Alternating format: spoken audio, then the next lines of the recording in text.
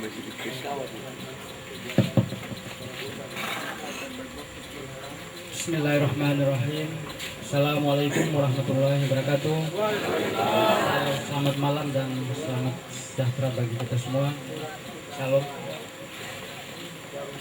Pertama-tama yang kami hormati dan kami banggakan Bapak Calon Wakil Gubernur Provinsi Maluku Utara, pribadi Bapak Insinyur Muhammad Nasir Taib, yang pada malam hari ini hadir bersama-sama dengan kita masyarakat Desa Upurnia. Ini adalah merupakan satu kebanggaan dan penghormatan. Beberapa waktu yang lalu telah hadir pula Pak Ustadz sebagai calon gubernur Provinsi Maluku Utara, Bapak Abdul Ghani Kasuba. Kemudian yang paling berbahagia pada malam hari ini adalah hadir juga bersama-sama ya, saya dengan Uli sebagai anak dari desa ini, ya, putra desa ini yang walaupun jauh di Pulau Jawa tapi masih menyempatkan waktunya dengan kesibukan yang begitu padat, kami masih bisa hadir di sini. Ini berarti rasa cinta dan kasih sayang kami terhadap masyarakat Desa Upurnia, terhadap keluarga kami yang ada di Desa Upurnia sangat luar biasa.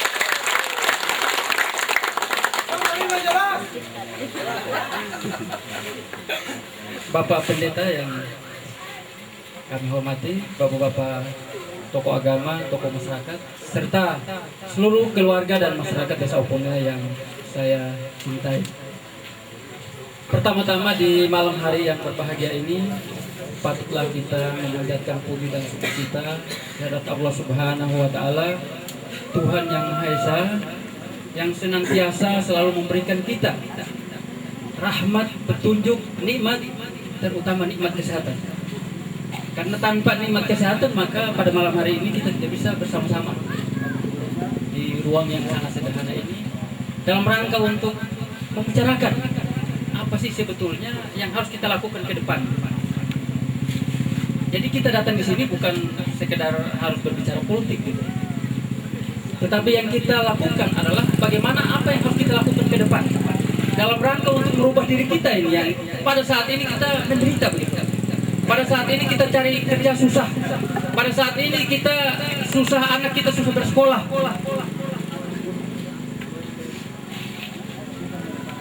Kemudian yang paling saya tekankan, saya terus terang sama Pak Uli, saya ngomong pada Pak Uli bahwa saya sangat merasa tersinggung. Kenapa? Sebagai putra daerah yang dilahirkan di Desa Upurnia ini, bahkan orang tua yang membangun desa ini merasa tersinggung dengan kehadiran orang-orang dari luar yang datang mau mengatur Desa Upurnia.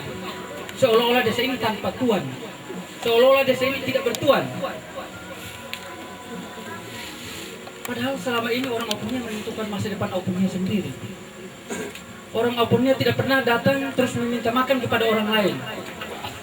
Orang Upurnia tidak pernah datang terus meminta diaspora.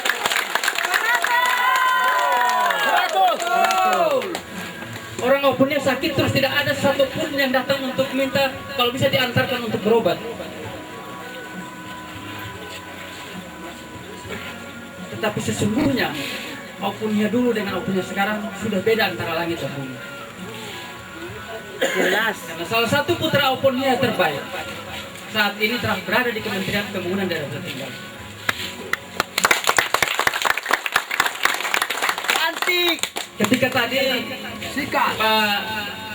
Pak Nasir Taib tanya, Pak Lukman, gimana caranya bisa masuk ke Kementerian Pembangunan Daerah Tertinggal? Berarti ini pasti ada jalur khusus ini. Kan secara logika kan tidak masuk akal. Orang dari kabupaten mau pindah ke provinsi susah banget. Ya.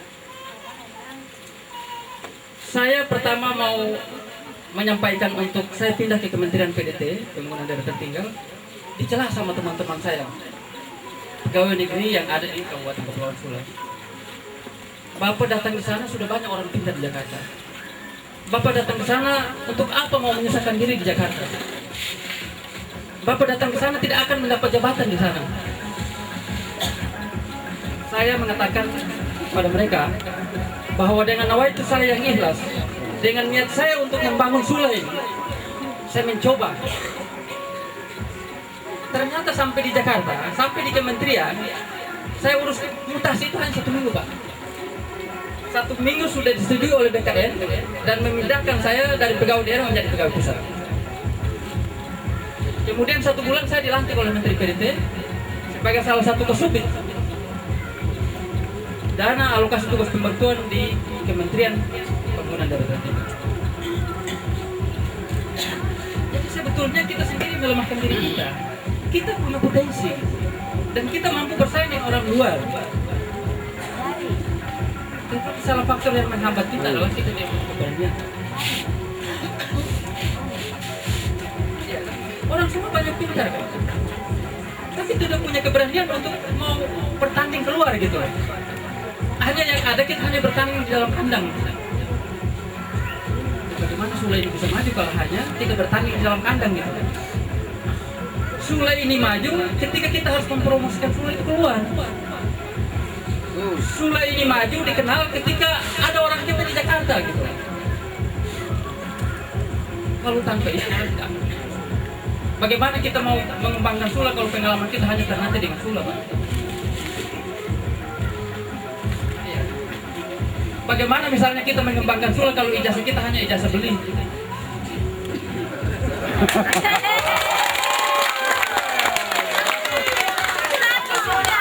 Sikat orang!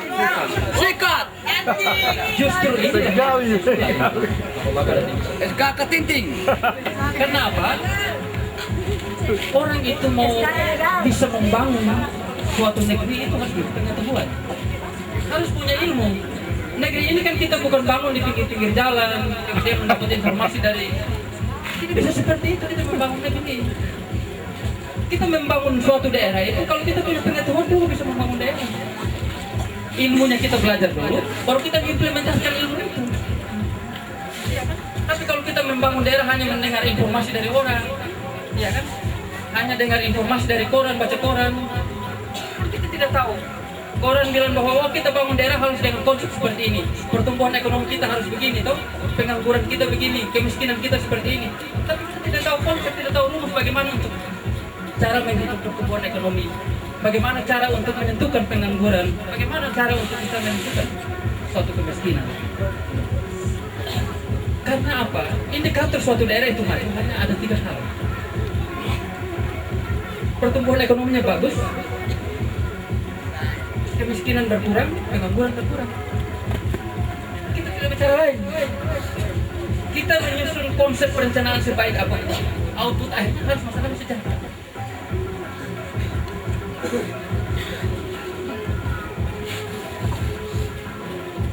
Oleh karena itu, saya terus terang aja, sebelum saya pindah ke Kementerian PDT, saya adalah pegawai negeri di Kabupaten Kepulauan Sula. Pada saat saya di Badan Perencanaan Pembangunan Kabupaten Kepulauan Sula, ketika saya sudah selesai studi di UGM, jadi saya S2 itu S2 Perencanaan Pembangunan Daerah, Pak. Saya pulang, saya mencoba untuk menyusun ICOR. Jadi kalau bapak kita bilang ICOR ini kan bapak harus bertanya ini apa lagi ini ICOR ini? Mengatakan apa ini kan? Nah kalau ICOR itu adalah salah satu cara untuk kita menghitung kebutuhan investasi. Kalau kita membangun daerah ini selama 5 tahun itu berapakah investasi yang kita butuhkan? Nah kalau kita misalnya sebagai seorang kepala daerah, sebagai seorang kepala bapeda, kalau tidak tahu menyusun itu, gimana caranya daerah ini bisa dikembangkan? Akhirnya yang terjadi pada saat penyusunan APBD ya asal-asalan program itu. Karena kita tidak tahu. Ibarat saja misalnya Sula ini kita mau bangun ada satu adonan misalnya, Sula ini masih dalam bentuk terigu. Kita bangun Sula ini jadi satu kue donat, ya kan? Nah kue donat ini mulai dari terigu ini kita proses sampai dengan kue donat itu berapa nilainya? Nah dari berapa nilai investasi yang sudah disiapkan oleh pemerintah itu berapa? Misalnya saja kita menghitung DAU kita, dana alokasi umum yang diberikan oleh pemerintah pusat, itu sudah merupakan jatah kita. Jadi kalau orang bilang mengurus DAU itu harus lobby, itu tidak, karena itu sudah jatah. Karena semua itu pakai formulasi. Ketika luas wilayah sekian, jumlah penduduk sekian, maka keluarlah nilai sekian. Kenapa harus saya tahu ini? Karena saya di Biro Perencanaan PDT dan itulah kerja saya setiap hari. berhadapan dengan Badan Anggaran DPR RI, berhadapan dengan Kementerian Keuangan, berhadapan dengan Bappenas. Lalu bilang HM bikin terus. Nah, oleh karena itu kita coba begitu. Kira-kira tahu yang pemerintah pusat berikan selama 5 tahun itu berapa? Misalnya kita dapatlah 1,5 triliun. Sementara investasi yang kita butuhkan untuk membangun sulai, membangun infrastruktur jalan, membangun perekonomian masyarakat dan sebagainya, kita butuh 3 miliar. Berarti kita masih kurang 1,5 miliar. Nah, 1,5 miliar ini yang kita harus dorong dari swasta. Investor harus kita masukkan di sini. Untuk bisa membantu kita bikin jalan, membantu kita untuk bagaimana mengembangkan ekonomi masyarakat. Contoh tadi Pak Wakil bilang kalau misalnya Barito kita hidupkan, itu adalah salah satu cara untuk membangkitkan ekonomi masyarakat. Karena ketika Barito itu kita hidupkan, orang akan bekerja di sana. Penyerapan tenaga kerja akan terjadi di sana. Orang bekerja dapat uang, setiap gajian orang belanja. Orang bisa beli sayur di pasar, ya ibu-ibu kita yang jual sayur bisa dapat uang. Orang bisa belanja di toko, ibu yang menjual pakaian bisa dapat uang. Ya, ojek-ojek yang ini bisa dapat uang. Kalau itu dimatikan semua, jangankan itu dimatikan, yang kecil-kecil pun misalnya yang hanya kerja pakai Simpson dengan itu pun dimatikan. Lalu masyarakat ini mau hidup dengan apa gitu? Nah, ini sebetulnya satu konsep yang memang perlu harus masyarakat ini tahu. Jadi jangan kita misalnya hadir di tengah-tengah masyarakat, kita hanya bicara politik terus. Masyarakat ini sudah mau dengan politik gitu. Iya kan? Apalagi misalnya kita datang membohongi orang, iya kan, kasih takut-takut orang. Nah, ini bukan satu konsep politik. Kalau kita baca teori politik itu, politik adalah seni, Pak. Artinya apa? Bahwa kita berpolitik, kita mempengaruhi orang lain, dan orang lain tidak tahu bahwa kita mempengaruhi dia, gitu. Itu yang disebut dengan politik itu seni. Tetapi kalau politik datang kita takuti orang, kita harus bujuk-bujuk orang, kita harus kasih orang uang, itu bukan namanya politik itu. Jadi harus kita baca buku politik dulu kalau kita berkeinginan berpolitik gitu lah, sehingga nanti pada saat kita di lapangan kita tidak salah menggunakan politik itu. Panggil tim besar kemana belum dengar? Ya kan, sekarang kan era demokrasi, era keterbukaan. Masyarakat sering nonton TV, sering baca koran, dengar informasi dan sebagainya. Apa sih sesungguhnya demokrasi yang sebenarnya? Demokrasi yang sebenarnya itu adalah demokrasi yang memberikan kebebasan kepada masyarakat untuk menentukan pilihan sesuai dengan hati nurani.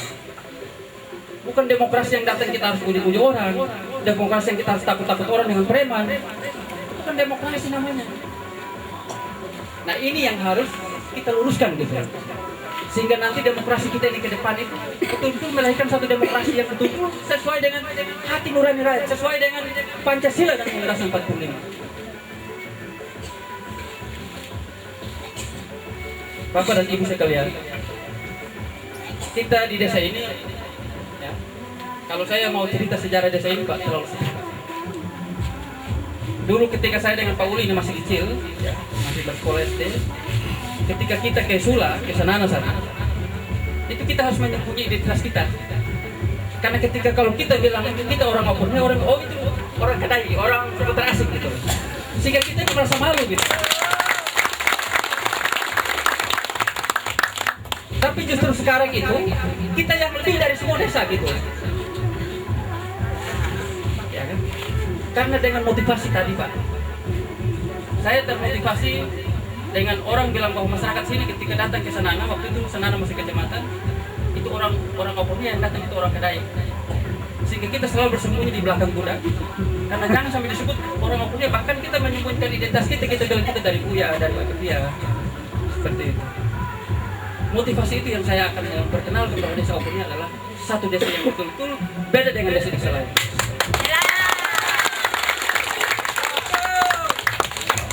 Panggil dong kemana belum dengar? Saat ini Bodoh itu. putra desa Opurnya ya, menduduki di Kementerian Pembangunan Daerah Tertinggal. Putra desa Opurnya dengan seorang anak petani bisa melanjutkan sekolah di UGM S2, kemudian sekarang melanjutkan S3 di UI. Ya. Universitas Indonesia itu kan orang yang seleksi di sana Pak, tidak semua orang bisa Pak, karena itu seleksinya sangat ketat. Tetapi putra Opurnya bisa lolos di sana. Itu Karena apa? Karena termotivasi dengan tadi bahasa itu, Pak. Kita membuktikan diri kita bahwa kita juga bisa. Kenapa kita harus orang lain datang atur kita gitu kan?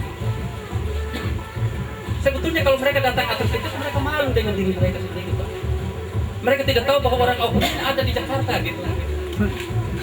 Karena orang Opuni ada di Sula, di sana bukan gitu. Karena saya malu kan gitu. Wah, ini kalau kita masuk ke Opuni, kita ngomong apa ini? Kita ini kan tidak sama dengan orang yang di Jakarta kan? Dari berbagai hal gitu.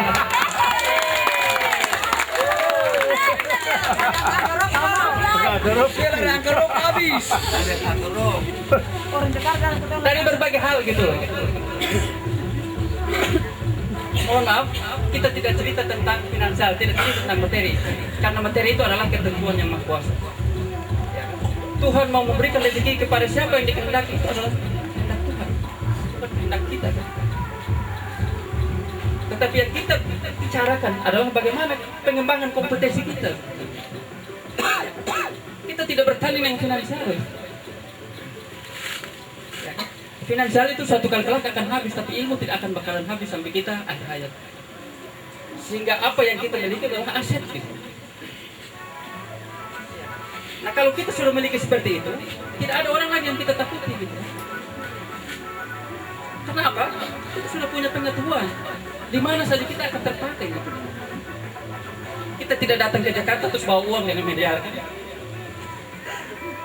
Tetapi yang kita bawa adalah ilmu kita kan gitu. Oleh karena itu, kalau misalnya ada yang datang mengatakan seperti ini, begini dan sebagainya, itu semuanya itu tidak benar gitu loh. Iya kan? Saya sering ditelepon oleh saudara-saudara di sini bahwa ada yang begini, ada yang begini, kita harus begini. Tidak usah. Kita tidak usah terpancing dengan apa yang mereka lakukan. Kita tidak usah terpancing dengan apa yang kan kita tidak sama dengan mereka gitu. Kita beda dengan mereka. Dari berbagai hal gitu. Dari berbagai hal. Oleh karena itu sekali lagi saya harapkan agar ke depan ini kita sendiri yang menentukan masa depan kita. Kita sendiri yang menentukan pilihan kita, bukan orang dari luar terus datang menentukan pilihan kita. Itu adalah satu hal yang salah kalau menurut saya. Kita tidak mau mengusung orang, kita tetap menerima orang. Yang penting orang itu berjalan sesuai dengan koridor demokrasi. Nah hal-hal seperti ini yang perlu harus Bapak dan Ibu sekalian. Saya insya Allah kalau memang nggak ada halangan, mungkin saya akan sampai dengan selesai pemilu tanggal 27 baru saya akan kembali. Kalian itu masuk di Batu langsung. Karena saya tidak mau saudara-saudara saya, kemudian desa saya ini diobrak-abrik orang lain. Kita sendiri yang menentukan pilihan kita sendiri yang menentukan masa depan kita. Iya kan? Tolong bantu saya dulu supaya nanti saya jadi kepala dinas itu bohong. Jabatan itu bukan orang yang menentukan, tapi jabatan itu adalah ketentuan ilahi. Bukan orang biasa menentukan jabatan kita. Kalau begitu kenapa harus saya dari Kabupaten Kepulauan Seribu pindah ke kementerian, ada orang yang memindahkan saya? Tidak. Tetapi itu karena ada kehendaknya gitu. Jadi tidak usah kita mau takut dengan siapapun bahwa datang harus begini, tidak usah, itu semuanya cerita bohong, itu tidak ada artinya apa-apa gitu. Karena saya ini merasakan gitu kan. Nggak kecinting. Pada malam hari ini saya harapkan kepada kita semua saudara yang ada di desa Oponia ini, marilah kita sama-sama bergandengan tangan untuk menentukan masa depan kita. Ya kan? Kita sendiri sudah merasakan, kita sendiri sudah melihat bagaimana perkembangan Kabupaten Kepulauan Sula. Saya walaupun ada di Jakarta, tetapi saya selalu membina mahasiswa yang ada di Yogyakarta. Mahasiswa Sula yang ada di Yogyakarta saat ini sudah 300 orang. Saya bentuk satu organisasinya yang disebut dengan Forum Mahasiswa Sula Yogyakarta. Saya buat anggaran dasarnya, kemudian saya laporkan ke Bank Limas, dan sekarang mereka sudah mulai berjalan. Bulan Mei kemarin mereka melaksanakan peringatan hari ulang tahun Kabupaten Kepulauan Sula yang ke-10 di titik 0 Yogyakarta, tepatnya di depan Monumen Serangan 1 Maret. pada saat itu saya berpidato di sana, kebetulan dihadiri oleh Pak Sultan, sangat luar biasa. Karena anak mahasiswa Sula Yogyakarta menampilkan satu kreasi yang luar biasa dengan berbagai macam adat budaya. Bahkan bukan hanya Sula yang bergabung, Pak. Dari Ternate bergabung, dari Tidore bergabung, semua bergabung. Mereka akan tampilkan semua budaya-budaya Maluku Utara pada saat itu. Luar biasa, saya punya kaset videonya lengkap semua, Pak. Tari so-so itu yang paling mendapat simpatisan luar biasa oleh orang bule.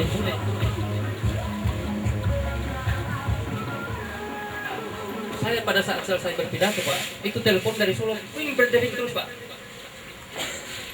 Saya bilang, saya ini kan membina mahasiswa, saya tidak bercerita politik di hadapan mahasiswa. Saya ini juga sebagai seorang akademisi, tidak mungkinlah saya bercerita tentang hal politik. Tapi sayangnya, mahasiswa sebanyak itu, begitu mau memperingati hari ulang tahun Kabupaten Kepulauan Sula di Yogyakarta, proposal itu mereka sampaikan kepada pemerintah Kabupaten Kepulauan Sula. Tidak satu rupiah pun dibantu oleh pemerintah daerah. Kemudian anggota-anggota DPR, masa anggota DPR dan 25 orang cuma dapat 1,5 juta, Pak. Satu hal yang sangat memalukan buat kita.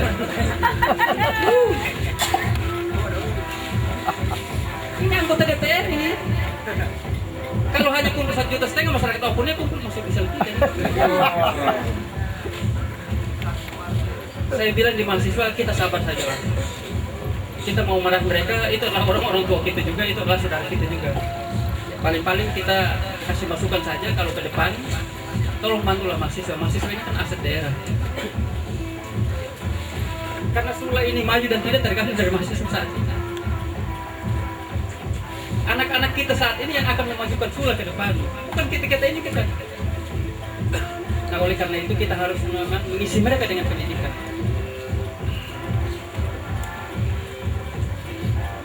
Saya kira ini beberapa hal yang dapat saya sampaikan. Tadi saya dengar informasi pada saat pertemuan tadi sore ada beberapa usulan yang disampaikan kepada saya. Kurang lebih ada 5 ya. Jadi pertama menyangkut dengan penerangan. Yang kedua kesehatan. Yang ketiga pendidikan. Yang keempat infrastruktur jalan.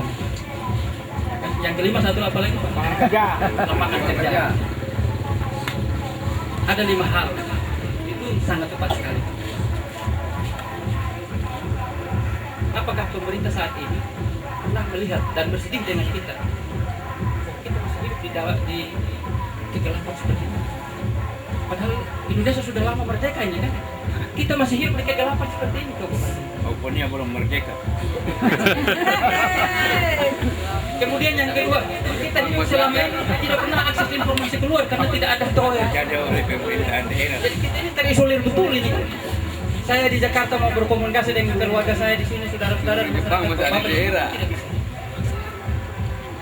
Kemudian yang kedua, yang ketiga, lapangan pekerjaan juga tidak ada. Berapa banyak anak-anak Open ini pergi ke buruh, pikul tanah di Nablea sana di Gunung Botak.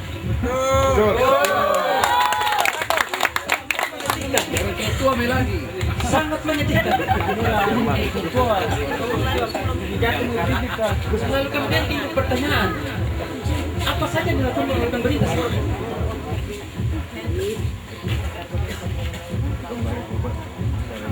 Yang keempat, katanya waktu itu mau bikin jalan kita, mulai dari Opunnya sampai dengan Kaporo, ya kan? Dengan anggaran yang disediakan adalah 176 miliar, Pak. Jadi pada saat itu kita yang di Opunnya ini banyak kelapa-kelapa kita terkhusus. Saya bilang nih saudara-saudara semua, kita tidak usah minta ganti rugi. Yang penting mereka buat kita jalan lah. Supaya nanti kita pergi ke kebun sudah gampang, bisa naik motor sampai ke kebun. Ya. Ada yang tidak punya motor bisa diojek sampai ke kebun.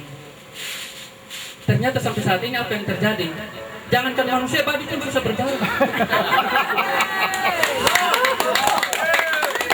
Orang traktor dia ini semua masuk infus traktor. Hal-hal yang perlu saya harus sampaikan kepada Bapak Ibu sekalian, sehingga jangan sampai nanti ada orang yang datang kasih pokok ya. Ada orang yang kasih perlente bahwa nanti bikin begini itu sebetulnya pokok. Kalau bikin berarti dari dulu sudah bikin, bukan sekarang baru bikin. Begitu, iya kan? Itu semua tidak benar itu. Jadi marilah ketorong sama-sama, karena apa yang ketorong rasakan ini sudah setengah mati. Makin hari ketorong hidup ini semakin menderita ini. Kalau dengan menderita ini kan semakin orang memanfaatkan kita kan gitu. Dengan penderitaan kita ini. Betul. Orang pujuk kita dengan uang 500.000, 800.000 pasti kita sudah terima kan? Karena tidak ada uang. Ya. Jadi memang sengaja dimanfaatkan seperti itu sehingga orang ini tetap menderita, dengan demikian bisa terpengaruh dengan tujuan begitu kan? Dia mau jajah ke Timur Utara kan. Nah, jadi saya bilang bahwa kalau dalam bahasa modern itu adalah paham kapitalis. Kalau sudah kapitalis jangan feodal lagi. Kalau kapitalis dan feodal ini kalau ketemu ini mengerti feodal dulu waktu Belanda jajah kita itu dia kasih baku pukul kita. Jadi kasih perang antara satu desa dengan desa lain, kasih baku perang. Ya. Nanti siapa yang kalah, siapa yang menang dia kasih hadiah. Itu yang disebut dengan feodal kan gitu. Ya kan? Sekarang harus kita main domi. Ini kenapa harus saya sampaikan seperti ini? Karena saya terus terang tidak berkampanye. Karena ini adalah desa saya sendiri, saya punya tanggung jawab moral untuk harus menyampaikan hal-hal yang saya tahu kepada Bapak dan Ibu sekalian, sehingga Bapak dan Ibu sekalian tidak dibodoh-bodohin, tidak dibohong-bohongin, tidak ditakut-takutin, ya kan? Kemudian satu hal lagi saya harus sampaikan kepada Bapak Ibu sekalian, bahwa desentralisasi pegawai negeri saat ini sudah diambil alih oleh pemerintah pusat dengan dikeluarkannya Perpres 78 tahun 2014. Perpres itu menggugurkan Undang-Undang 43 tahun 99 tentang kepegawaian, kemudian menggugurkan semua. Seseorang tidak usah lagi kita takut bahwa nanti kita tidak dapat jabatan.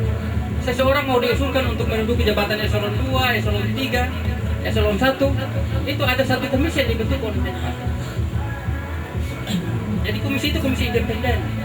Komisi itu tidak terlibat pegawai negeri di sana. Dia adalah orang non struktural, orang non PNS yang bertugas untuk menyeleksi seseorang itu mau menduduki jabatan.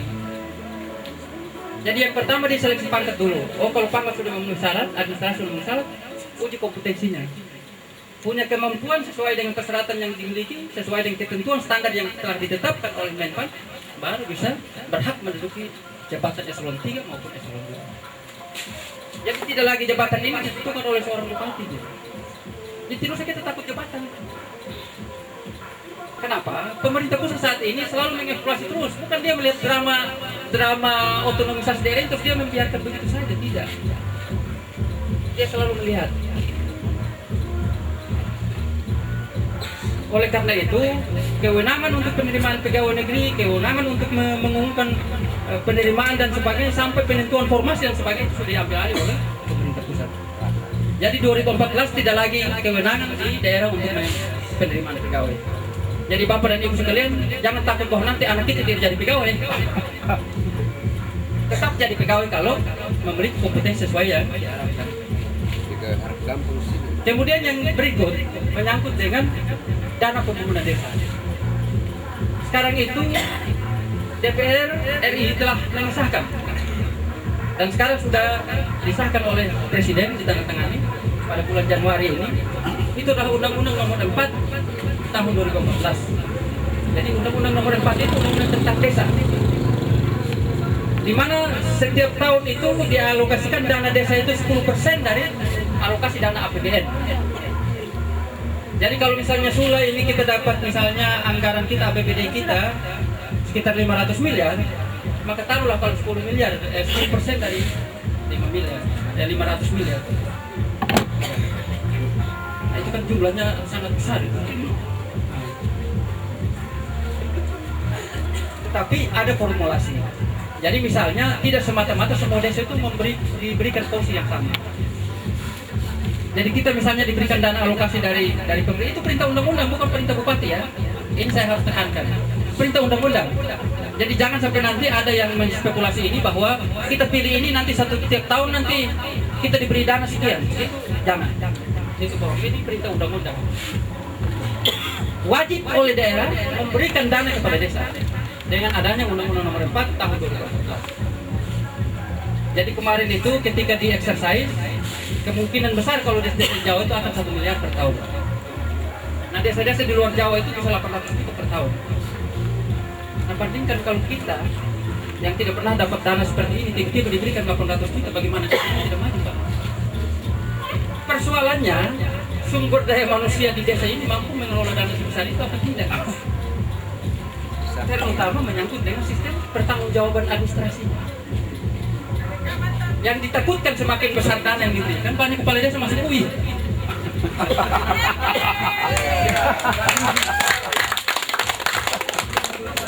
Dana hari ini saya jangan mau subuhin.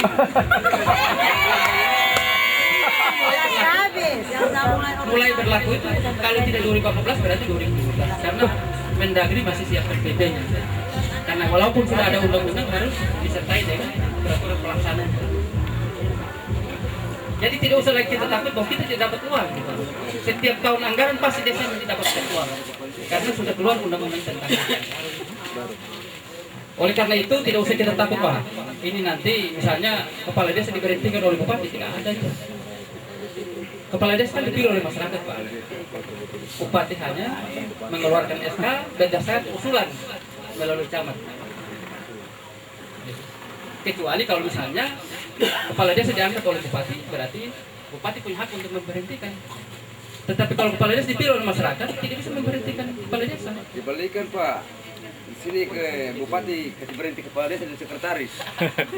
Oleh karena itu ini perlu saya harus jelaskan kepada bapak dan ibu sekalian supaya nanti kita jangan dibodoh-bodoh.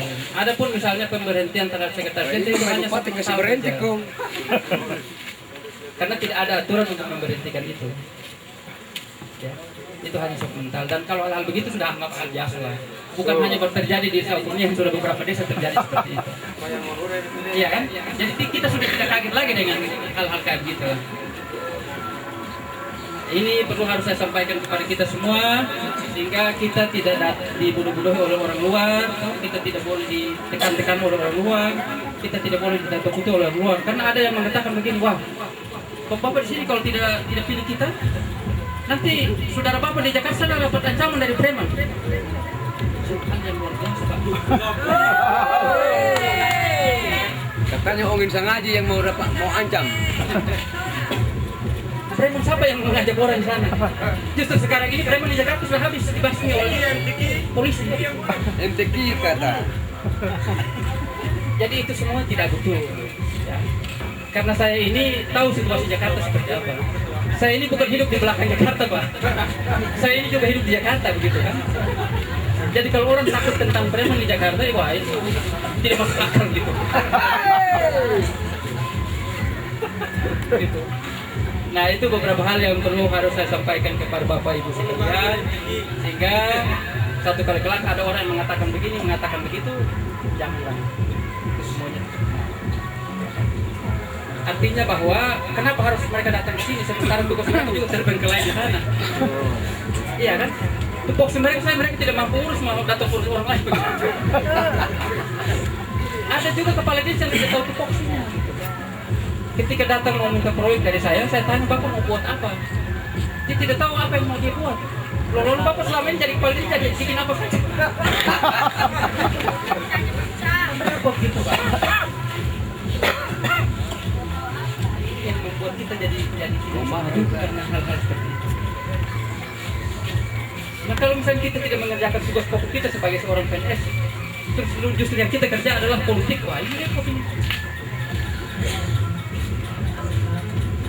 Kita tahu tupoksi kita ini sebagai apa. Padahal undang-undang kepegawaian sudah dicantumkan secara jelas bahwa pegawai negeri dilarang terlibat dalam konflik. Sudah jelas itu. Suruh mereka baca undang-undang kembali ke dulu. Ya. Jadi sekali lagi jangan. Kalau ada yang bilang kata wah bantu saya nanti saya jadi kepala dinas itu tidak turun. Pangkat kita juga belum memenuhi syarat bagaimana mau jadi kepala dinas.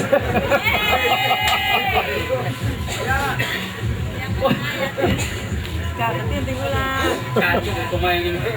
Bagaimana negeri ini bisa maju kalau sistemnya model begini? Jadi ya mudah-mudahan ke depan ini kita akan berubah lah seperti itu.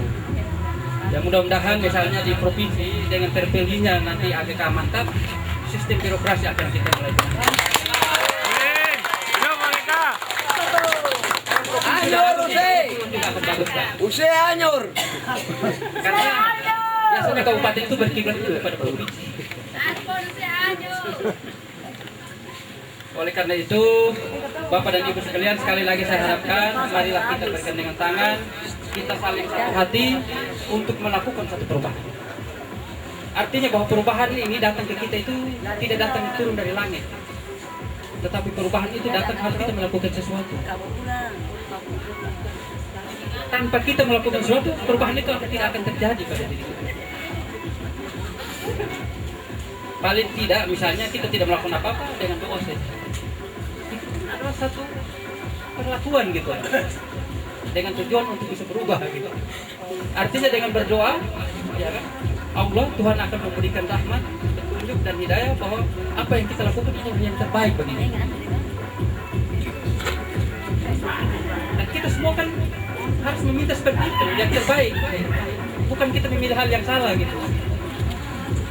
Masa kita sudah tahu-tahu di sana itu ada lubang, kita mau menjerumuskan diri kita ke dalam lubang, hal yang tidak akan mungkin.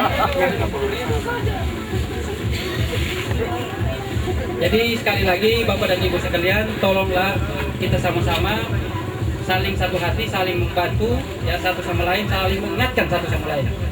Sehingga pada hari H jangan kita terpengaruh dengan rujukan dan luar. Kita sebagai kita sendiri, diri kita adalah diri kita, prinsip kita adalah prinsip kita, dan kita sendiri yang menentukan masa depan kita, bukan orang lain. Saya kira itu yang bisa dapat saya sampaikan di malam hari ini. Lebih dan kurangnya saya mohon maaf. Wallahumma a'afillah wa mutarik. Wassalamualaikum warahmatullahi wabarakatuh.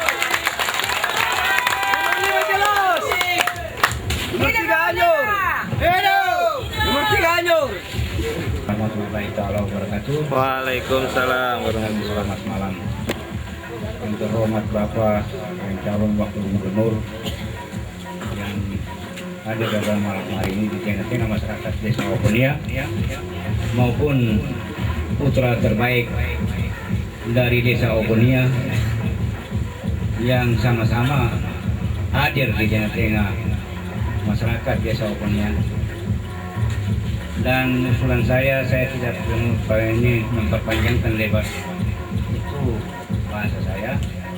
Pertama-tama di desa kami ini menyangkut dengan rumah ibadah kami, ini masjid, maaf saja Bapak Pendeta.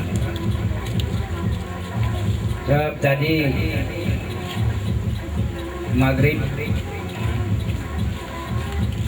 putra yang terbaik dari desa ini pun sama-sama menjalankan salat maghrib, tapi namun semasa Desa Okonia sangat meramaikan ini semacam ini, tapi namun di rumah ibadah kami ini muslimin sebagaimana masjid ini sangat gelap. Jadi ini saya atau usulan saya atau penyampaian saya sampaikan kepada pertama-tama Bapak yang mencalonkan wakil gubernur Maluku Utara yang hadir maupun daripada putra yang terbaik ini. Disinilah saya sangat mengharapkan apa jalannya, mana yang kami bisa menyenangkan rumah ibadah kami. Sekian dan terima kasih. Hal-hal yang seperti itu nanti kita ada yang bersifat potong kompas, itu kita pengadaan emergensi, pengadaan yang secepat, dan ada yang direncanakan di dalam program pembangunan. Jadi yang cepat itu nanti Pak Hasan nanti bilang sama pemuda remaja masjid, nanti bikin proposal, nanti saya bawa, insya Allah rahmat ini dapat, nanti akan kita realisir lewat dana bantuan sosial untuk rumah ibadah. Biasanya ada genset itu, untuk bantuan rumah ibadah masjid. Kalau di gereja itu juga untuk rumah ibadah dengan rumah pendeta. Biasa di sebelah itu ada rumah pendeta. Kebetulan saya kepala dinas pertambangan, jadi saya ada adakan itu genset yang ukuran 7 kilo, ada yang 10 kilo. Nah, itu bersifat sementara, diajukan saja. Nanti akan ada putra Apunia yang di situ ada. Dan nanti yang bersifat jangka panjang itu saya lagi coba kaji dengan teman-teman, apakah dari kabupaten juga ada, dari provinsi, tapi di Jakarta itu ada program itu apa solar cell itu apa itu, dia pakai sinar matahari, listrik yang pakai. Ya itu kita dapat bantuan, nanti kita kaji apa cocok, karena katanya di daerah kepulauan itu cocok dengan, tapi yang bersifat besar, yang 1 mega, yang 3 mega, supaya ada pemeliharaan, ada campur tangan PLN itu, ada kerjasama antara pemerintah daerah dengan PLN. Nanti PLN yang jual secara murah kepada masyarakat. Kalau kita pakai interconnect kabel itu yang seperti di Jawa itu, ini pulau-pulau kecil kurang itu, tapi itu nanti akan dikaji secara ilmiah apakah cocok itu dengan solar cell atau dengan sistem apa itu proyek-proyek listrik itu, listrik masuk desa dengan pakai itu. Nanti kita lihat Pak, apakah di sini solar cell, apa itu pakai sinar matahari atau pakai sistem diesel. Di Ternate itu dengan Tidore itu dengan Halmahera tuh mau disambung apa itu kabel bawah laut. Dan sekarang ini di Tidore dan Ternate sudah kabel bawah laut dengan pakai proyek itu dari Cina itu yang batu bara itu. Jadi di sana ada 7,5 mega kali 2 sudah dibangun di Tidore. Tapi dia supply untuk Ternate pakai kabel bawah laut. Ini yang dikaji nih, apakah ke depan ini pakai tenaga surya, tenaga matahari, atau itu jangka. Kami sudah punya dapat informasi bahwa ada program-program banyak di Jakarta yang bantuan-bantuan itu pakai tenaga matahari. Cuma itulah provinsi terurus, kabupaten terurus, makanya dia tertinggal sana itu banyak alat-alat. Kebetulan saya di Kepala Dinas Pertambangan itu program pada saat itu baru muncul program di Jakarta tapi belum terrealisir. Mungkin sekarang sudah mulai menambah ke lapangan itu. Saya kira itu nanti dikaji Pak, tapi dalam waktu dekat nanti pakai proposal saja. Bapak suruh pemuda remaja bikin, karena nanti dititip di saya bawa ke provinsi. Saya kira begitu Pak ya. Secara lama lagi, mudah-mudahan kalau rahmat itu dapat langsung dari sini. Karena dulu waktu saya di Dinas Pertambangan, gereja juga sudah terjawab ya. Artinya bahwa kemarin pada saat saya datang bulan Oktober ke sini, kita sudah sepakat bahwa kita akan mendapat PLTS terpusat 10 kW. Ternyata yang saya perjuangkan itu dipindahkan dari desa Apunia ke Mas Ipa Pak. Padahal itu bukan usulan mereka ya. Itu adalah perjuangan saya Pak. Jadi sebetulnya saya itu didalimi oleh mereka. Saya waktu itu panggil Kepala Dinas Pertambangan, saya kasih 10 kW dengan catatan ini harus ditaruh di Apunia. Kalau tidak di Apunia, saya tidak akan kasih. Dan pada saat itu sudah ada kesepakatan. Bahkan sudah ada SK dan Kepala Dinas sudah perintahkan kepada Kepala Desa untuk mengambil data-data kakak. Ternyata tiba-tiba dipindahkan tanpa sepengetahuan saya. Padahal kalau tidak, kita datangnya sudah terlanjur 60 KK Pak. Nah, 60 KK itu dengan catatan satu fasilitas umum berupa televisi umum dan parabola. Kemudian ada disambungkan ke tempat ibadah. Itu kemarin kita berikan di Morotai. Di Morotai itu. Makanya saya bilang, kalau memang caranya seperti itu, maka Sula sampai dengan 2012 tidak akan mendapat BTS. saya tahan di sana. Apa gunanya saya di sana? Susah-susah baru di sini mereka ambil enak-enak saja gitu. Bete ni orang welap. Bete dukung. Bete orang bertaruba. Bete mama orang bertaruba. Orang welap ini. Ini kotor, tidak akan bisa gitu. Karena kebenaran itu sudah jelas sebenarnya. Yang tidak benar itu pasti sudah jelas tidak benarnya gitu. Tidak mungkin kebenaran dan kebatilan dicampur adukan dalam satu, itu tidak bisa. Itu pasti ada yang memisahkan.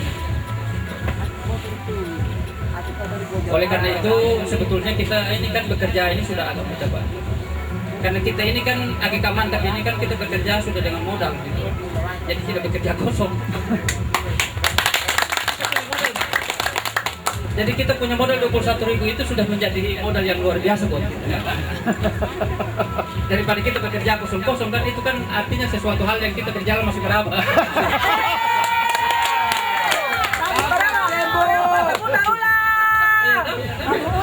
Hanya harus kita tabrak tembok kan karena kita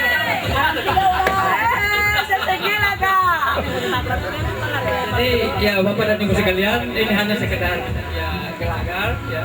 Artinya biar kita jangan ngantuk ya, sekaligus juga ini saling mengingatkan sehingga kita tidak berjalan di jalan yang salah. Saya kira demikian. Assalamualaikum warahmatullahi wabarakatuh. Memang kalau diberikan kesempatan untuk bertanya, kadang-kadang di antara kita malu-malu kucing. Nanti setelah pergi, wah tadi saya mau ngomong gini, saya mau bilang gini, malu. Saya menambahkan ya, walaupun satu yang bertanya tadi, saya sewaktu dijemput oleh Pak Lukman, saya bilang gini, apa program kamu nanti sehingga kami yang dari Sula ini, yang kebetulan berada di Jawa, mulai dari Jawa Timur, mereka juga sudah telepon ke saya. Kalau seseorang pemimpin menunjukkan programnya jelas, maka mereka pun berani untuk berinvest ke Kepulauan Sula, karena mereka dibesarkan di sini juga. Mereka punya anak masyarakat. Lalu saya titip pesan kepada Pak Lukman, kalau boleh saya minta maaf ya, saudara-saudara saya yang ada di bawah, ya, yang dari yang dikatakan tadi bahwa yang mungkin yang beragama Kristen atau yang dari suku Kedai. Sebenarnya dulu saya pernah terapkan di sini. Cuma ya saya begitu, kalau kita melakukan sesuatu pasti ada pro dan kontra, pasti ada yang menilai negatif. Dan terus terang saya dengan Lukman ini ketika kami melangkah ke depan, ke sana kemana-mana, pasti ada sindiran-sindiran. Dan sindiran-sindiran itu kami tidak pernah merasa malu, karena kami bisa membuktikan bahwa apa yang disindirkan itu kami buktikan terbalik.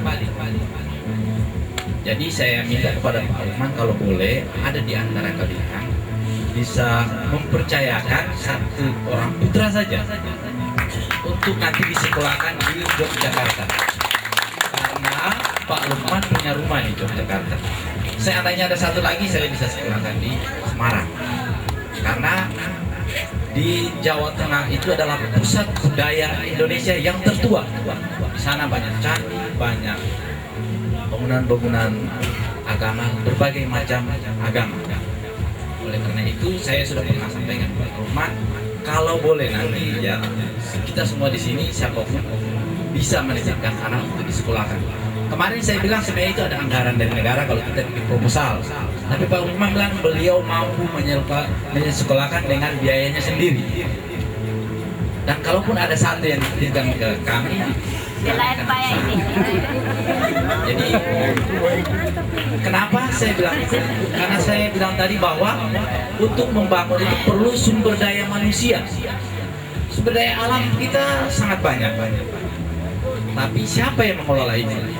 Jangan sampai yang mengelola ini orang-orang yang hanya ciplak-ciplak. Foto di sana, foto di sini, melaporkan, padahal yang dilakukan kita sudah melihat sendiri. Ya, jadi marilah. Saya bilang tadi bahwa kami mendukung apabila Pak Wakil dan pasangannya, kami akan mendukung sepenuhnya dari belakang sesuai dengan kemampuan kami. Tapi saya yang paling penting ialah sumber daya manusia kita. Karena sebenarnya anak kita di belakang banyak. Dan supaya saya ketahui bahwa saya di Semarang itu mengelola kayu. Kalau di Manado saya mengelola kelapa. Yang kemarin kita mau invest ke sini kelapa dengan kayu, tapi saya melihat situasi tidak bisa.